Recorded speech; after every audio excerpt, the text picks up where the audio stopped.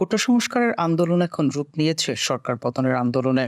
একদফা দাবিতে শিক্ষার্থীদের অসহযোগ আন্দোলনের প্রথম দিন শেষ হয়েছে সারা দেশের সংঘর্ষ, হামলা, প্রতিরোধ, ইন্টারনেট ব্ল্যাকআউট আর প্রায় শতপ্রাণের মধ্য দিয়ে।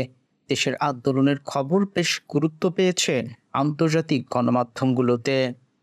কাতার ভিত্তিক গণমাধ্যম আল জাজিরা বাংলাদেশের নতুন করে বিক্ষোভে শিক্ষার্থীরা প্রধানমন্ত্রীর পদত্যাগের দাবি শীর্ষক শিরোনামে সংবাদ প্রকাশ করেছে। আন্দোলনের শুরু থেকেই গুরুত্বের সঙ্গে সংবাদ প্রকাশ করা এ সংবাদ মাধ্যমটি জানিয়েছে, ছাত্রনেতারা অসহযোগ আন্দোলনের ডাক দিলে রাস্তায় নামে সারা দেশের মানুষ।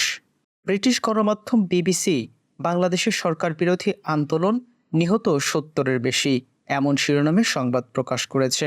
প্রতিবেদনে বলা হয়েছে, প্রধানমন্ত্রীর পদত্যাগের দাবিতে দেশব্যাপী অসহযোগ আন্দোলনের সংঘর্ষে অন্তত ৭৬ জন নিহত হয়েছে।